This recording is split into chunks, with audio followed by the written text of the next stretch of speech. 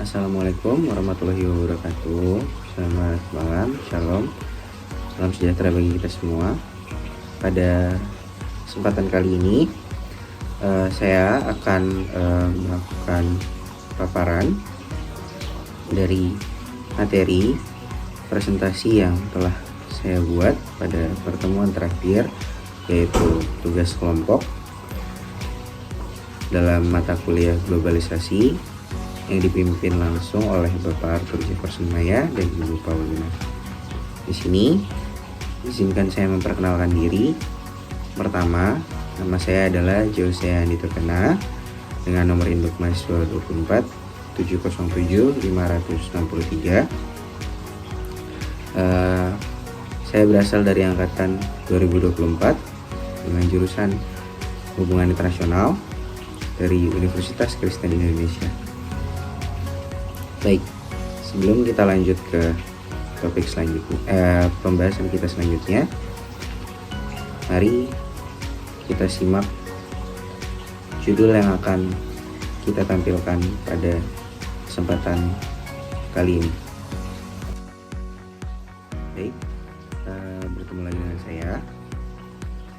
Pada hari ini saya akan menjelaskan perihal judul saya terlebih dahulu, memaparkan judul saya terlebih dahulu, yaitu dengan judul Peran Greenpeace sebagai aktor kosmopolitanisme top down di dalam pembangunan ibu kota Nusantara. Baik, selanjutnya saya akan menjelaskan di sini daripada presentasi saya terdapat outline yang terdiri dari 4 bagian.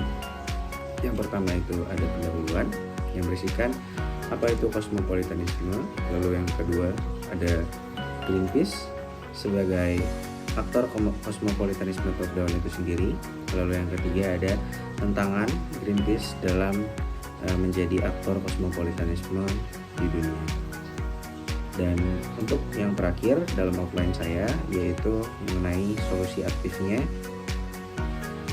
di dalam pengaplikasian studi kasus Greenpeace di ibu kota Nusantara kita di Indonesia.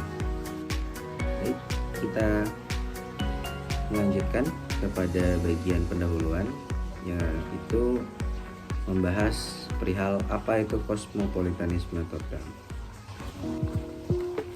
Baik, di sini saya akan menjelaskan bahwasannya kosmopolitanisme top down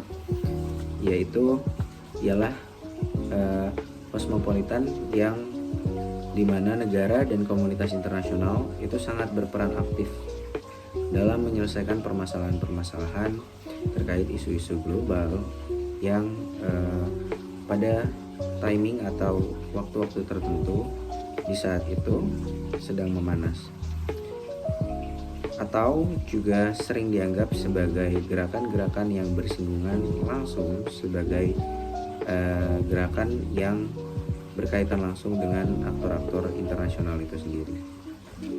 Selanjutnya akan masuk ke dalam rumusan masalah. Dalam rumusan masalah saya menggunakan pertanyaan mengapa Greenpeace masuk ke dalam bagian daripada kosmopolitanisme top down di dalam studi kasus ini. Kita lanjut ke dalam bagian Greenpeace sebagai kosmopolitanisme top down itu sendiri.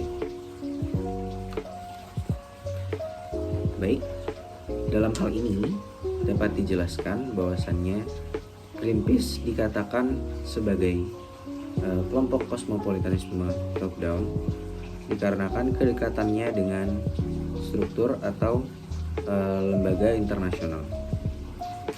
Nah, sebagai organisasi internasional, Greenpeace menjadi aktor kosmopolitanisme top down bagi sebagian masyarakat Indonesia. Data ini membuktikan bahwasannya kepedulian Greenpeace sangat berkaitan erat dengan masyarakat dan bersinggungan langsung dengan struktur pemerintahan Indonesia. Selanjutnya, saya membahas mengenai tantangan Greenpeace menjadi aktor kosmopolitanisme di dunia. Kita masuk ke dalam pembahasan. Ada beberapa tantangan bagi Greenpeace untuk menjadi aktor kosmopolitanisme di dunia. Yang pertama yaitu ada penolakan dan pembatasan akses. Yang kedua ada pengaruh politik dan regulasi. Lalu yang ketiga ada keterbatasan sumber daya dan dukungan.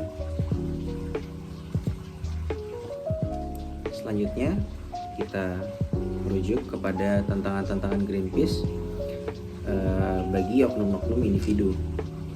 Pada penjelasan kali ini sangat menjelaskan terkait studi kasus ibu kota Nusantara kita, sangat bersinggungan langsung dikarenakan ada beberapa tantangan-tantangan yang berbeda yang dihadapi Greenpeace sebagai aktor INGO atau Cosmopolitanisme Top Down.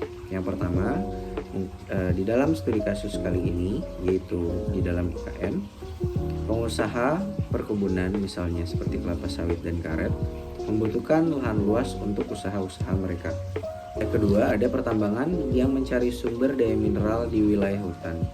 Lalu yang ketiga, investor properti yang mengembangkan kawasan perumahan komersial dan industri di sekitar IKN. Dan dalam PowerPoint saya sebelumnya, saya sudah memberikan data hasil atau dampak daripada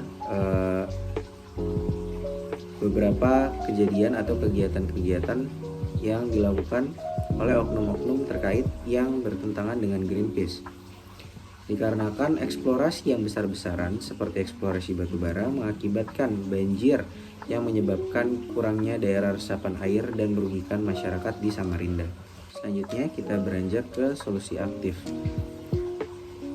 Solusi aktif kali ini saya akan membahas solusi aktifnya terhadap pemerintah.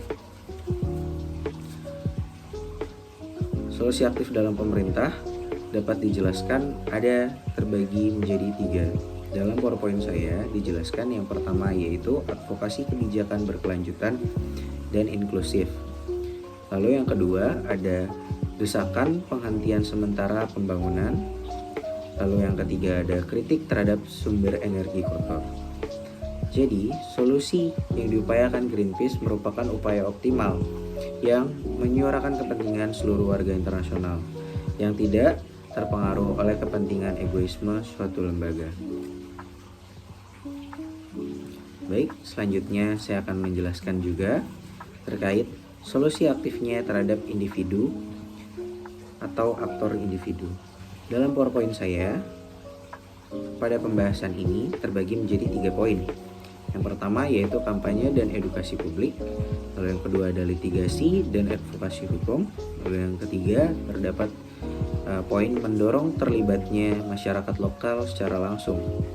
Dalam hal ini juga kekuatan realisme hukum sangat berpengaruh kuat sehingga perlu juga dorongan masyarakat sekitar untuk atau lokal untuk mengangkat isu ini dan menjaga bersama-sama dengan aktor Greenpeace ini sendiri sebagai INGO.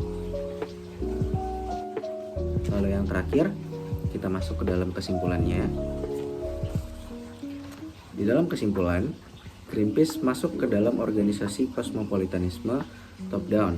Dalam kasus IKN ini dikarenakan berfokus pada perubahan kebijakan terkait terhadap institusi pemerintah dan advokasi terstruktur mulai dari tingkat atas, yang paling atas sampai ke tingkat yang paling bawah. Baik, sekian video yang saya buat mengenai judul hari ini, peran Greenpeace sebagai aktor kosmopolitanisme top down di dalam pembangunan ibu kota Nusantara Indonesia. Sekian presentasi dan juga pembuatan video saya hari ini. Apabila ada kurang dan lebihnya mohon dimaafkan. Terima kasih. Selamat malam. Assalamualaikum warahmatullahi wabarakatuh. Shalom, Swastiastu, Namo Buddhaya, salam sejahtera bagi kita semua. Terima kasih.